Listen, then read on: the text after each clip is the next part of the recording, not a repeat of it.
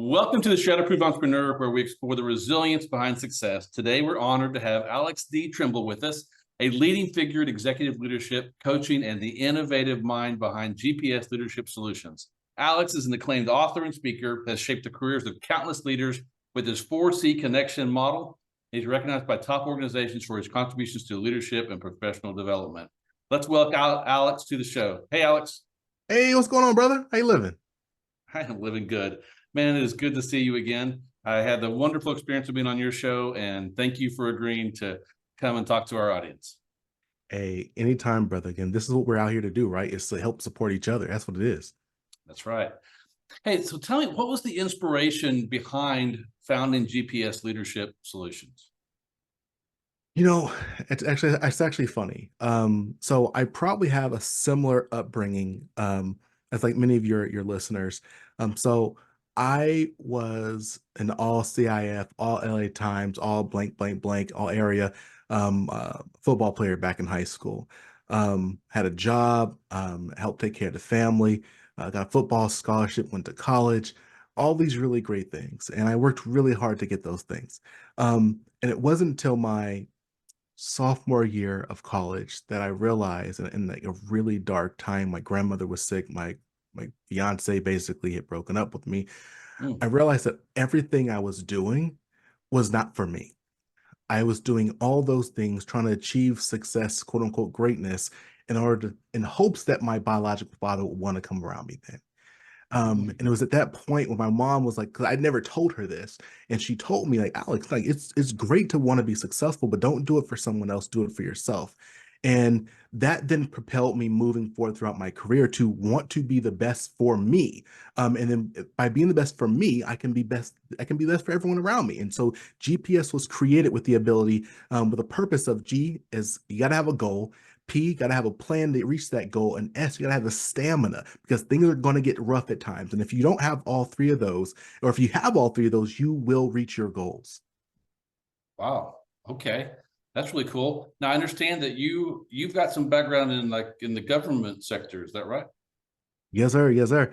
My first job within the federal government, my first job as a quote unquote adult was to create and manage the Executive Leadership Development Program for the U.S. Department of the Interior, and then three government-wide leadership development programs, two in DC, one in Denver. And I got that opportunity when I was 23 years old, which made absolutely no Wow. sense. But I've always told everyone, and again, this is going to be a running theme, I have just been really blessed throughout my life and just great opportunities being put in front of me that I was able to take advantage of. Yeah, that's incredible. 23 years old. And then that's also incredible now that you've escaped DC, exactly, and in the government, and now you're in the private sector. And I'm sure you took a lot of what you learned there and have built this 4C model, right? So what is this groundbreaking model, and why does it matter to my audience? Why should they care? So I try to be as blunt as possible. So I hope I don't offend anyone. I tell people like it really does not matter how hard you work. Mm. You can be the hardest working person in your team, your organization, your city, your town, doesn't matter. If you look left, you look right, you're going to see someone else who works really, really hard. And so it's not about working hard. Working hard is important, it's critical, absolutely, but it's not what differentiates you. Well, at the end of the day, what differentiates you are your ability to build and maintain very intentional relationships with the right people. And that's Mm. what the 4C model was built around. So I began again, so my master's in industrial and organizational psychology, and my emphasis area is leadership development, executive leadership development. And I did a whole lot of interviews, research, surveying on executive leaders who were not only able to become successful, quote unquote, but remain there. And when we looked at the data, we looked at it and found that shoot, it was really four things they needed to do in order to be successful. One, they had to have a mentor. mentor, having someone in your life who's been to where you want to be, who can provide you advice around the potholes. Absolutely critical. Absolutely. Okay. So mentorship is important. Next is leadership skills. You have to be able to motivate and move a group of people to achieve an outcome in order to be successful as an executive. Absolutely. Yes. The next one was political savvy, which is these people had to be able to navigate difficult and complex relationships with people who could have their career in their hand, right? So political savvy is really critical. And the last one, you had to have a strong network. That is, you had to have access to resources and information that you don't personally have access to. So how do you have access through that your network? But what we found really quickly is whether it's your mentor, whether it's your leadership ability, whether it's your political savvy ability, or your ability in regards to networks, it all comes down to relationships. So how do we now teach people how to build very intentional relationships with their mentor? How do you maintain relationships with political savvy? How do you build relationships with your teams and so on and so forth? They trust you, you can move forward. How do you build that intentional network and influential network? The 4 C's really came down to 4 components that everyone can implement. The first is mindset change. The reality is I can teach you and Scott can teach you every tool and strategy in the book. If your mindset isn't in the right place, if you don't believe this is important, if you don't believe that Yep. you are worth going and achieving whatever it is you want to achieve, then you're never going to implement it. So mindset is first. Second is internal clarity. Internal clarity is really about understanding yourself. Most people think about relationships as about everyone else, but really it's about where do I want?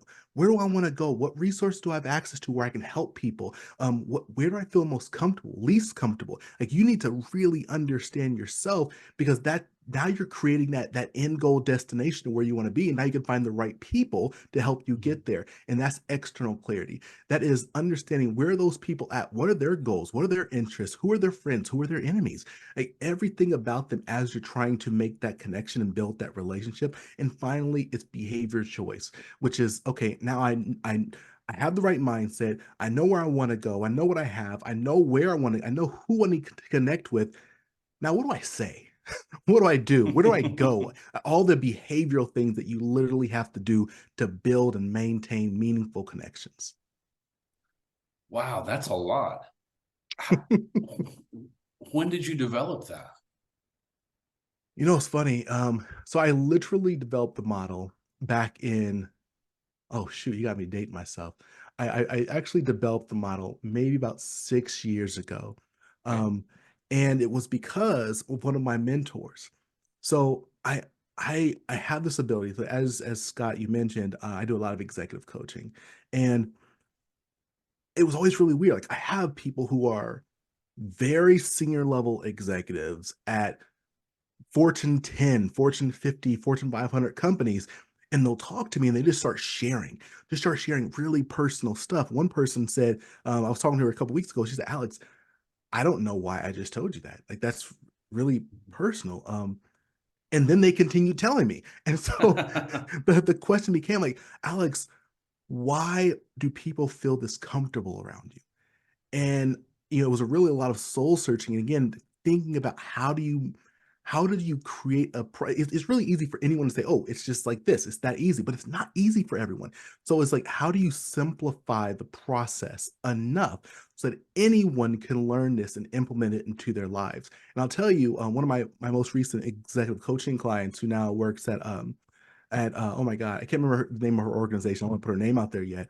But she was telling me how she read my most recent book, Relationships That Work, and she's like, Alex, like she was already at SVP at a Fortune 500. She's like, the skills and strategies in this book had literally connected her to now millionaires who are building her relationships, who's helping her get her job to the next level. So like everyone can benefit from this. Wow. Yeah, it's and the working hard thing is kind of that was always kind of a mantra for me is that I cannot work anyone. In the law school, I figured out really quickly that there were plenty of people working hard, and I worked really hard at a lot of the wrong things. And because I had a professor that was mentoring me, I was able to go to them after my first semester when I didn't get the results I wanted and say, what am I doing wrong? And so they have looked at how I had been working, and they're like, oh, you've been doing all the wrong things. Here, do it this way. Mhm. And I changed the way I was studying, and it shrunk my workload. I probably had to spend a tenth of the time of what I was doing before. And suddenly everything was easy What because of that relationship, and then being able to work smarter instead of harder. That's what I want to underscore, because your point is spot on. There's a lot of people working hard, and again, there's nothing wrong with working hard, but how many people had the opportunity to talk to your professor and have that they can say, you know what, I'm gonna give you some real feedback. Let me help you with these strategies, these tools. Not everyone has access to that. I think that's what made me so focused on helping and now, running my business full time, is that I looked around and I saw that I was just blessed. Like, I have crazy people I'm around who always pour into me, but not everyone does. And Nope. so that's why we have, you have your podcast, I have my podcast, The Executive Pill, the for the purposes of helping as many people as possible, because those relationships are really key. Yeah, and some of you do, like, you've got people around you that can fill these roles, and you're just not asking. You're just Mm. not starting the conversation. It says in the Bible, ask and you shall receive. You've got to ask. If you don't ask people to Absolutely. help you, they don't generally jump in. That's one of the things I've got a married son. I had to learn pretty quickly that advice is something asked for. You don't just give advice. Advice, when someone asks you for advice, then you can step in and share your wisdom. Otherwise, you're prying into someone else's business, and most leaders are not going to do that. Now, if you're in a relationship with someone and they're actively mentoring you or coaching you, that may be different. They may go, "Hey, you're getting ready to step in something that whoa, don't do that." But generally, the general rule is you don't give advice unless it's asked for. So start asking people what they think. I have the great honor of being the official small business lawyer for the Ziegler Corporation. And it's all because I asked to go to lunch with Tom Ziegler. And then I asked him to look at my sales pitch. And then I asked him to become, if he had any reason that he wouldn't want to become a client. You've got to ask people. And now I've got him in my network that I can go to anytime and say, "Hey, what do you think about this strategy? What do you think about me going this direction?" And I get to be there also for him. So yeah, I love what you're doing. It reminds me of what another friend of mine, Bob Bodine, does with his book, The Power of Who. It's like it really is who you know, not what you know or how hard you can work. And it's not just the one person who Mhm. you need a group of people around you. I call it a team of key advisors that you need to assemble that can, it's like when the Avengers all assemble and they go to war, then it's really powerful. But one Avenger out by themselves can get their butts whooped. So it doesn't matter how good you are, you need to have other people that have different strengths than you have, and a different perspective than you have to make you better. I guess another analogy would be kind of how the body works, right? That we have fingers and hands and feet, and we need Mhm. all those things to work together. They're all vitally important, but on their own, they're kind of useless. A finger without a hand is kind of a useless thing. And so remember, that you need to surround yourself with people, because as entrepreneurs, we have found ourselves a lot of the time you feel like you're on an island. You feel like you're Gilligan on this island all by yourself, and you're really not. But you've got to open your eyes and look around and seek out those people. And at least now there's places where you can go, like our podcast, where you can at least get information. Mhm. But that doesn't beat actual community with people that want to pour into you. And there's people, I guarantee you, that want to. You've just got to get into the right spaces. And sometimes you may not like hearing this, but you have to pay to get into Mhm. some of the rooms where these people are. You've got to be willing to invest in yourself so that you're sitting at a table with people that have these skills and abilities and have already gone where you want to go. If you don't do that, you're going to have a very hard time and a long, slow road of success. I'm not saying you can't be successful, but that's not the best way to do it. I can Can I think of huge changes because of being in the right rooms. can I build on your Avengers model really Yeah, quickly? yeah. I love that example. Um, so you have your Avengers team, but would the Avengers be as potent as they are if they were nothing but Hulks or nothing but Iron Mans? And so, as you're creating that team of key advisors, it's important that not only are they different from you, but they should be different from each other. Like you Yes. need to have those different perspectives because you can ask one question to six different people, get six different perspectives, then you can use your analytical thinking and say, okay, but for my particular situation, this is how I believe I need to move forward. And so I want Mhm. to underscore that piece. And then in regards to being alone, I mean, you're spot on. um it's crazy. The number one question I get this weird look when I talk to my clients when they first start working with me. I say, okay, so look, uh, how are you doing? Oh, well, the team's doing working through this. No, no, no, no, wait. How are you doing? And they almost always say, shoot, no one's asked me that. No one's asked me that in months.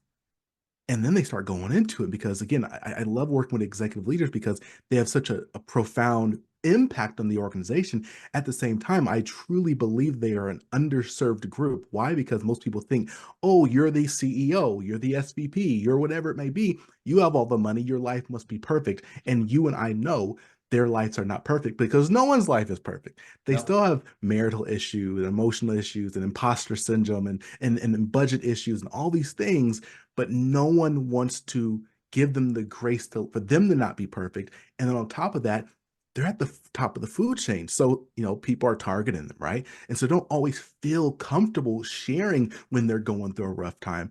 Mhm. And so, one of my clients who just, I do quarterly check-ins, just Mhm. for feedback and whatnot. And he was like, Alex, like, it was really good. It's really wonderful working with you because I feel like I can tell you everything and you're not going to use it to try to take my job or anything. Because I Yeah. know that my colleagues, some of them may try to use it to take my job or something. Hey there, it's Scott Reed, cutting in for a quick moment. If you're enjoying the podcast and finding value in our discussions, you're going to love the Access Plan. It's designed for entrepreneurs like you, offering unlimited legal advice without the worry of high hourly fees. With the Access Plan, you can get the legal support you need at a flat monthly rate so you can focus on growing your business with confidence. Head over to reblaw.com/access to learn more and join Access now and get busy shadowproofing your business. Now let's get back to our amazing guest. Yeah, that's for sure. And to relate that to small business, you can't go talk to your competitors about what's going on, even though they're the ones that understand the most what you're Hmm. dealing with, because Hmm. you're afraid they will take what you say and hurt you with it. So Yeah. yeah, you've just got to have those outside people um, that are both paid and unpaid that Hmm. can fill these roles. You can definitely find coaches that can help you do some of this stuff, like Alex, that can come in and if you're an executive, help you get to achieve the next step on your journey, and then they give you that ability to really pour out what's really going on. You mentioned something that I think is really interesting. You think how many times people ask you in a day, "How are you doing?" But we interpret that as they don't really mean that. They just Yeah. want me to say I'm great. Yeah. And it's Hmm. so nice to have someone in your life that actually asks you that question and makes you answer it. Yeah. Hmm. Yeah. Hmm. So that's a cool thing that you are able to do for people because not having someone like that is, and I think there's a lot of people, especially in those C-suite jobs, that really don't have anyone they can be vulnerable with and explain really Hmm. what's going on. So, man, that's powerful what you do for them. And So we hear a lot of entrepreneurs around talk about how they're a Christian and they have God in their business. And you mentioned sports. We see it all the time on sports where they score a touchdown and they're in the end zone kneeling, or after the game they're giving God the glory. yeah. And that's easy, right? At the end to say all that. How what does it look like for you to be a Christian entrepreneur in this world? It's interesting. I don't think I've, whoa, great question, actually. As good as a great question. Because I was going to initially say I don't really think about it because I am who I am, right? Yeah. I grew up in the church, and Mhm. I consistently thank God for every challenge he has put in front of me, because I would not be who I am today if those instances, those events hadn't happened. Even, my biological father leaving, it hurt me for a number of years. But as I look back, I'm like, "Shit, I wouldn't have my sister and my brother if he would have stayed. I wouldn't have met my wife if he would have stayed." Like, there's all these things that I think I really do believe God put me in a certain place. Now, to answer your question directly, um, I hope this isn't like no one takes this the wrong way, but there are times where I at least a second thought of, you know, is it okay to, pray before I eat my food? Or, say something because, is the client gonna be put off? Um, because it really shouldn't matter. Again, in the world I work with, I work with, people in Sri Lanka and Muslims, and I work at doesn't matter. Yeah. There's people, but there are people who care. Um, and and I think where I've ended up is, again, I started a long time ago. I am who I am, and if you don't like me, that's okay. That's it's your prerogative. And again, God has played a significant role in my life, and you know, um, if you don't feel the same for you, again, that's your thing. But again, I'm always, this is what the F word. I love talking about the F word, which is freedom. Um, I always want to put myself in a situation, and all my clients, and everyone I work with, in a situation where you have the freedom to do what you think is right. And if they don't want to work with you, cool, because you got people somewhere else. You got other opportunities somewhere else. You Yep. don't have to be reliant on that person, that instant, that opportunity, because there's something else out there for you. So I think that freedom is so important. Yeah, and the freedom to be who you are is, I mean, Exactly. especially when you are in this entrepreneurial world where you've started something and you have the risk, you've taken the risk to do it. You're building a life and a business. You need to be able to build it around who you really are, Mhm. not this facade that you think people want to see. Yeah, I really in the last couple of years I kind of I didn't behave differently and have two different worlds, but like kind of my public persona on social media and stuff, I kind of left the the Christian side of my life. I just didn't talk about it. Yeah. And about over the last 18 months, it's like, you know what? That's like you said, it's who I am. I'm just gonna be who I am. If that's what I want to talk about today, that's what I want to talk about today. And if someone's offended, then I probably do that's probably someone I should be working with anyway. And that's Mhm. okay.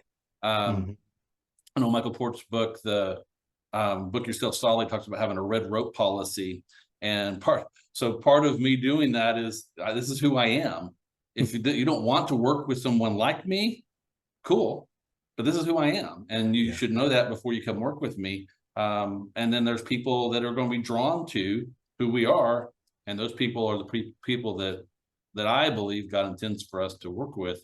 And sometimes they may not agree with us on what we believe, except that they do believe that you should be free to be who you are. Yeah. And those people are great. Scott, I mean, this again, I know this, everyone who's listening to this right now is gonna be thinking the same. Like, you gotta remember, you don't need, it's a fallacy that you need 100 million billion clients.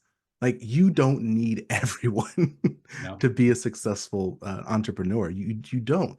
Like, as you said, there's a group of people who love who you are. Because I'm going to be real with everyone. There is very likely there's someone else who does what you do better, but your clients are working with you because of you, because of who you are. They love interacting with you, your values, the person you bring. Like, so don't skirt away from being your most valuable asset, which is you.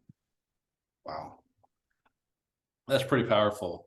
Um, what's next for you? What's coming up? Oh, goodness gracious. So I'm reading a new book. I just read this book called I think it's like Buy Back Your Life, whatever, something like that. Buy Back Your Life. I followed it up with, now I'm reading the 4 Hour Work Week. Yeah. And the reason why I'm doing this is because I just had a little boy. He is now 8.5 months old. Um, and it was a huge reminder of why I'm doing this. I have my business not to work 1 million billion hours and Ooh. have a gazillion dollars. I have my business because I want to help people. and I want to support my family. And supporting my family includes me being there with my family. So I am now, as I grow my organization and continue to serve leaders, I'm consistently looking for ways to do it in a way where I always maintain time and space for those people and those things that are important to me. Yeah, that's huge. Yeah, I've got that book right here. I love Tim Ferriss's take on how on building that entrepreneurial life. And I kind of have, I mean, I started this business when the law firm, when my boys, one was 5 and one was 2. And so they were young. And so there were times where I would stop working at regular hours to go home and be with them. And then I'd find myself back at work from 9 till midnight or 1 a.m. because I wanted to make sure I had that time with them as I was grinding, because there's a part of a business that there's some grind to that. If anyone tells you otherwise, they're lying. Yeah. Hopefully it's short and you can get through it, and then you can start designing your life and business to work together so that you can achieve the life you want. You don't want to achieve this bucket of gold and then have this life that you don't want. And so, like one of the things physical fitness is important to me, as I get older, really important. And so I found that I'm just not an early morning person for workouts. I won't do it. I'm not going to the gym at 5. I'm just not. And if I put it at 5 p.m., I'm very likely to find something else to do. Yeah. Because things take over and not even work. Like my wife will find something that we need to be doing besides me working out. And so then I go do that. And so I started going to the gym at 9 a.m. Yeah. And if people are listening going, how do you do that? Because that's prime work hours. I just do it. Yep. And I rearranged my business life to fit my personal priorities. And you know what? Everything's fine. Mm-hmm. Very quickly, everyone shifted to, okay, Scott's not available till 10. It wasn't that big of a deal that I wasn't available. And I just make sure I generally don't go out to lunch that often. And so I've got that time to work on some projects, and I have enough openings on my calendar to do new client intake and spend time with clients. So it all works. And that life may change again, but I've designed it to where I can be gone, 4 weeks out of the year and everything still work. And if you can't do those things, you need to reevaluate what you're doing with your business, because my belief is that small businesses, or business in general, are the best vehicle to achieve your life goals and dreams. Mm-hmm. So the first reason to have that business is to achieve that life goal or dream. And so if you find yourself in a business that's taking you away from what you really wanted to do, who you really want to be, step back from it, reevaluate, see what you need to change so that you can really be the person you want to be, not just at work, but at home with your family, and doing the things with the money that your business generates that really are important, right? You've talked about helping people. Your business should help people. It should make profit. You should take that home and help people. Mm-hmm. And that's, we have, like you said, we have these shows so we can help people. We have these businesses so we can help people. And we're glad that you guys turned in to listen to us. Alex, if they want to connect with you and learn more about the 4 C's, where would they go? Best place to connect with me is on my website, is gpsleadership.org. If you want to have me come and speak at your organization, it's alextremble.com. And you can always find us on LinkedIn. I share a lot of really great posts and videos and comment on LinkedIn. He definitely does. I can vouch for that.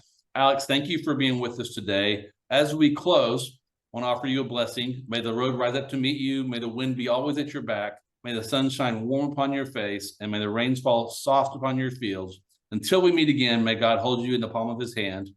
Ladies and gentlemen, if you've enjoyed this conversation and found value in it, please subscribe and like it and leave some comments. Until we see you again next week, stay shatterproof.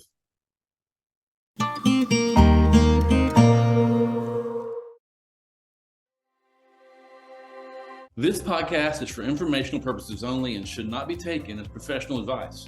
While I'm your host, Scott Reed, and a lawyer, I'm not your lawyer, and this podcast does not establish an attorney-client relationship. The views expressed by my guests are their own and not mine, and they may not even reflect the opinion of the Shatterproof Entrepreneur podcast. So we strive to provide valuable and accurate content, but we make no representations as to the accuracy, completeness, or suitability of any information to your particular situation and won't be liable for any errors or omissions for the application of them. Always consult a professional or in the respective area that we've discussed before making any personal or business decisions.